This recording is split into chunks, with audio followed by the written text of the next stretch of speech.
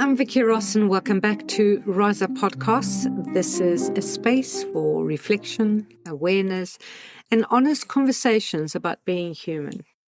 So today I want to talk about something that I see again and again, and it's something that I really want to share. So people who look like they're doing okay, they're functioning, they're capable, they're intelligent, they're holding it together. But underneath, something isn't right. And what I've learned over more than 30 years of this work is this. Most people don't break open, they break down. And there's a very big difference between the two. From a very young age, most of us learn how to survive. Now, that's not a bad thing.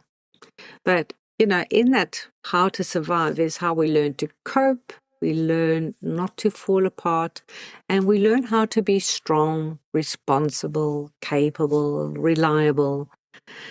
And we learn how to look okay long before we learn how to be okay. And I want to say something that's really important here.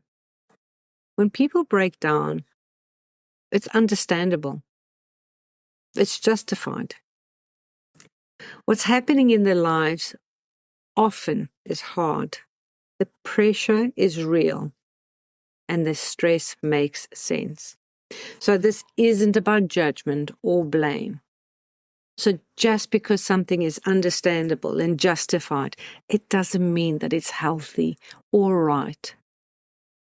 Because when stress becomes chronic, when emotions like fear, worry, overwhelm are lived in a day after day scenario, the body adapts to that chemistry, and over time that chemistry becomes toxic. So the breakdown makes sense, but it doesn't make the way we've been living sustainable. And that's where the problem is. A breakdown isn't weakness, it's exhaustion. It's emotional exhaustion where people can't cope anymore. They're on edge, they're tearful, overwhelmed, always close to the surface. Physically, their body is tired all the time. Sleep doesn't restore, energy disappears, weight creeps on, and sometimes the body starts speaking through illness, which is really like a lot of stress that's been going on for a long time. Behaviorally, most people lose meaning. They feel scattered, they're reckless, they don't see their point anymore. It's just they're so exhausted with the fight that nothing makes sense. And sometimes there are dark thoughts, not always acted on, but imagined. Not because they want to die, but because they can't see a way to live like this anymore. They're not breaking open, they're breaking down. So breaking through looks very, very different. When somebody finally stops, but really stops, something else can happen. So when you stop that stress, you allow. So in other words, I sometimes do a thing called the pause challenge, because what I want is for people to just stop, breathe, step back, think about their thinking, and then something else can happen. And that's often a deep sense of calm, a peace that can feel strange sometimes because people haven't felt peaceful for a long time. So it feels odd. And this part is the important part. At first, that calm can feel like a loss of purpose. So in my work with people, I sometimes find that people go from being in this high manic stress to suddenly totally down, chill, relaxed, to the point that they start to think, well, if nothing matters, nothing matters. It doesn't matter whether I do this or not. It doesn't matter if this happens. It doesn't matter if that happens. And they really, truly feel like they've lost the purpose of life. And people will say things like, I don't care anymore.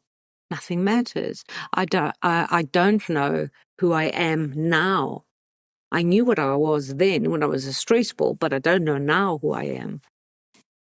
And I just want to reassure you that this phase is not failure, but it's actually recovery. When you've lived in stress and worry and overthinking for a long, long time, the calm, the relaxed, the just feels very unfamiliar. And the body's resting for the first time in a long, long time. And purpose just doesn't disappear forever. It does come back. I've seen it time and time again when people have rested, especially if they're rested mentally and emotionally, they start to get excited about things. So purpose does come back. And it comes back from a rested nervous system rather than a stressed one. So people ask me, why would it take a crisis, like, an illness or burnout or relationship breakdowns, job losses, panic attacks, something that tips you over the edge? Why will it take that? Now, I don't see this crisis as a punishment. I don't even see it as bad luck. I see it as an interruption, an energetic interruption for life. It's a wake-up call, a forced pause, if you like, a soul-level intervention. It's your body saying this way of living is no longer sustainable. It's not what I want. It's not what I came to do. And therefore, stop. And the longer we ignore the discomfort of living in stress, the louder that interruption has to become because it needs to be heard. Now, so many people wear the "I'm fine" mask, not because they're lying, but because they don't know how to be with what they feel. I know this really personally. There was a time in my life when I held everything in. I didn't talk about what was really going on in my life, not even my best friends, not my school friends, not my best friend, in fact, not even my family. I did not share how I felt inside with anybody. Partly, I didn't talk about it because I think I felt ashamed about what was happening in my life, but mostly because I hadn't learned how to emotionally cope. I was really scared that if I spoke, I would break down. And to me, breakdown meant weakness. I felt like I would lose control, that I wouldn't be able to stop crying. The idea of being pitied by people that were concerned about me, but it felt like, oh God, it just felt awful to be pitied and all that. So I stayed quiet, I functioned, and I looked okay. And inside, I wasn't okay at all. I remember in my final year of school, in high school, we had a free period and one of the teachers came and sat with me. And she said to me, "Can I ask you a question?" And I went, "Yeah, sure." And she said, "I have taught for many, many years, and I have seen girls be happy, be sad, be angry, be bored, like experiencing everything." She says, I've only seen happy. And I kind of wonder sometimes, I question, do you ever cry? And I was like, whoa, I didn't. I didn't even think about that. And I said to her, of course I cry, and I did. I cried a lot. But I had learned to hold back, hold in, hold it together.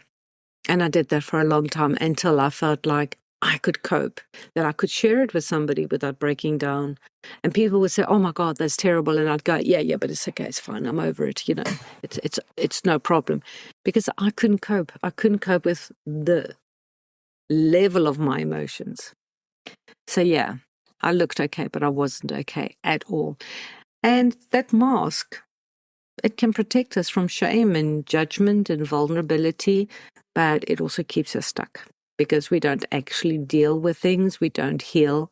We just survive, really. So I understand that people do that because they feel they have no option. And this is what most people, I wasn't, for instance, but what we weren't told, that you can heal properly and nobody will notice. So you still look like you still sound like you still show up as you because that pain, you hid so well, you did the work and then you healed the pain, but on the outside everything was fine, and it still is fine.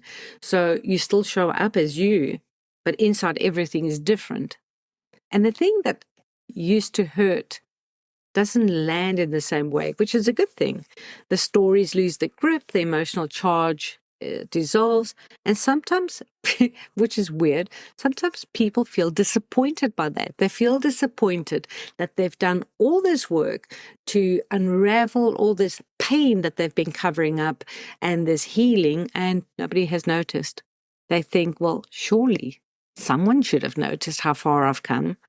And people kind of treat them as if you don't understand because, you've never had pain. Meantime, you've had excruciating pain that you've been masking. So if there's a grief around that that people ever notice, it doesn't mean that you failed. It just means that the healing is still unfolding. And the only reason I'm mentioning this is because I've met people that have masked all their lives and covered up and done all the work, and nobody knows and nobody recognizes, and they get no recognition, and they're okay with that because the job is for them. But I get people that will say how people treat them as if they don't know anything because you haven't suffered when actually they've suffered massively. But again, all I want to let you know is that if that is still a problem for you, if that seems to be a problem for you, things have not dissolved completely. You're still on that journey. So if there's a grief or something, it's still unfolding. I just want to let you know that you're doing the work and it's brilliant, but it's still unfolding. Because true healing doesn't need to be witnessed. You don't heal for an applause.